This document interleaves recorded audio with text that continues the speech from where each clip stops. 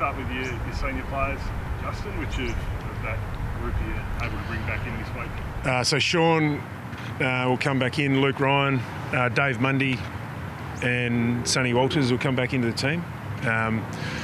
Strong consideration of playing Fifey for a half, but there's just probably a couple of markers that he hasn't quite reached with his strength in that shoulder.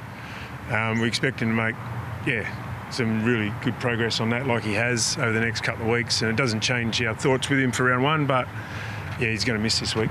He looks like he's got some sort of heavy compression on the knee out there on a really light day on the track. Any setback? Nah, it's just old battle wounds, so it's things he deals with all the time, and he'll continue to deal with.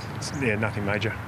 Player of his experience, does it impact his preparation for round one in any way, or do you still have confidence in it? It probably impacts it a little bit, but it doesn't really change anything in my mind. He's an experienced campaigner. His fitness is at an elite level. It's just, got to pick up a couple of markers in his strength in that shoulder, and it's a long season, so we decided not to risk it this week. How much contested work has he been able to do? A lot. He's done a lot. He's been in full training for a couple of weeks, and we've been trying to get that into him. It's hard to replicate though. It's not the same as a game. You don't get the same collision 360. So we're trying to replicate it as much as we can, but you can never hit game markers, and especially as an inside mid. So we're going to have to get creative over the next couple of weeks to give him confidence in all those areas. Did the likelihood that the game was going to be at Optus and the service is a bit hard still after them trying to get it ready for cricket, did that play any role in the decision? No, none at all. No. Does Mundy play a full game? Or Yeah, he does. He's played a fair bit of match sim, so we expect him to come up pretty quick. So he'll play a full game. He's ready for it. He did all the work last week. He had a sore neck, so he was still able to run and did a couple of heavy footy sessions. So he's right to go, and we need to get a full game into him. Walters? Yep, he's right to go. He's had a massive pre-season. We'll probably showed a fair bit of precaution with that hammy. He possibly could have pushed him to play last week, but just decided to take no risks this time of the season. So he's right to play a full game. Where's Darcy Tucker at in terms of round one? He'll be pushing for full training next week, and should be able to complete a full session next Sunday when we train before round one, and then he's possibly up for selection for round one. So we're in a pretty good position at the moment where there's good competition for spots, and he'll enter that competition. The thing that stuck out about you was your speed. How do you integrate the old bloke, David, and a few others that aren't necessarily quick, even though they're clearly in your best 22, and still maintain that pace? I think a lot's been made about our speed, but you don't get to access that speed without defending really well, first and foremost, and winning contests and getting your contest method right. So it's always a balance, and I've got no issues with Dave and Sonny and those guys coming into our mix, because they're very, very good around the contests. They're very good at with their contest method, and they're only going to help us. So we need to get a lot of things right before the speed comes into play, and that will help us in those areas. And Lloyd didn't do much wrong last week. Does he get another look, or does Sean in mean Lloyd out? Sean in means Lloyd out at this stage, and we're still working on the balance of our team.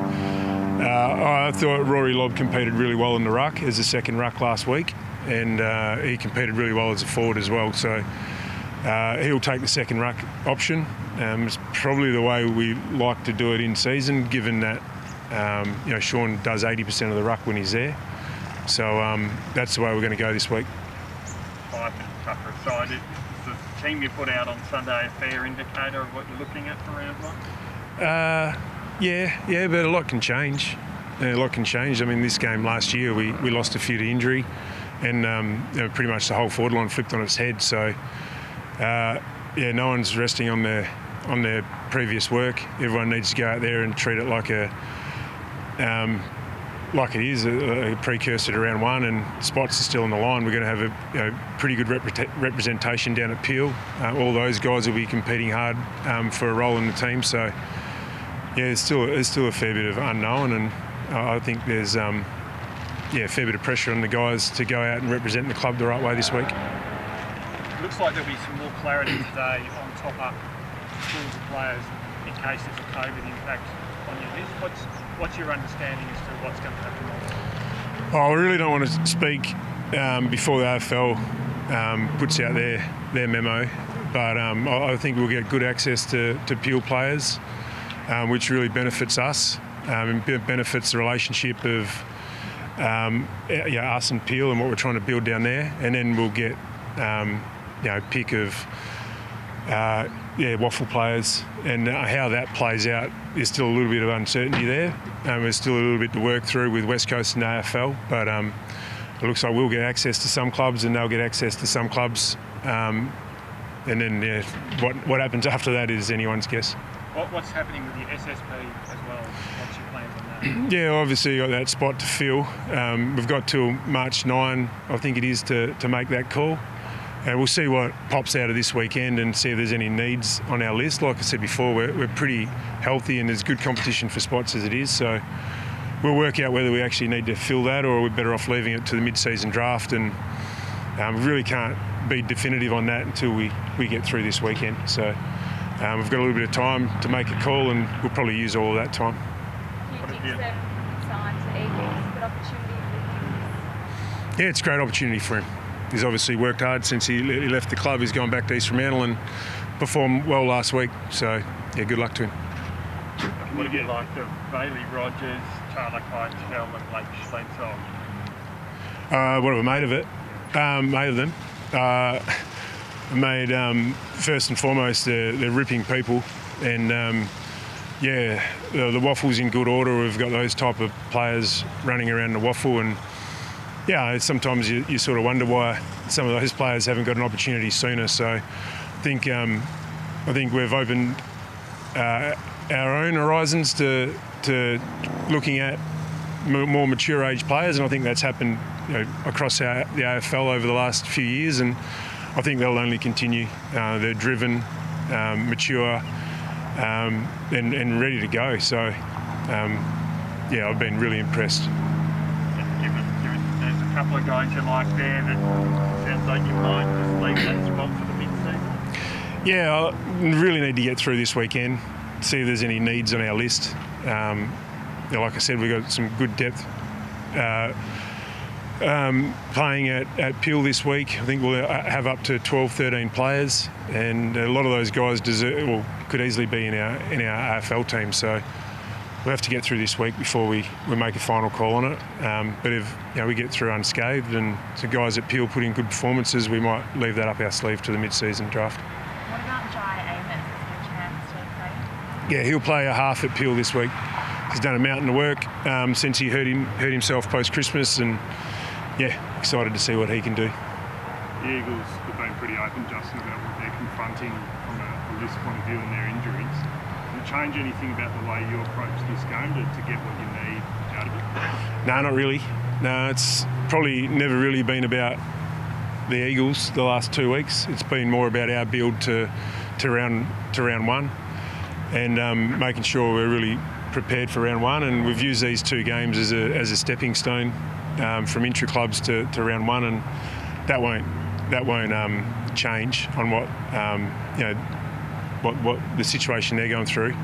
There's a lot we did right last week, but there's a lot we did wrong as well, and there's a few things we need to tidy up, and we need to tidy up in a hurry. So anything short of 100% urgency this week is not going to be good enough. What's your understanding, Justin, if you arrive at an away game in Melbourne and you develop a COVID issue, what happens there?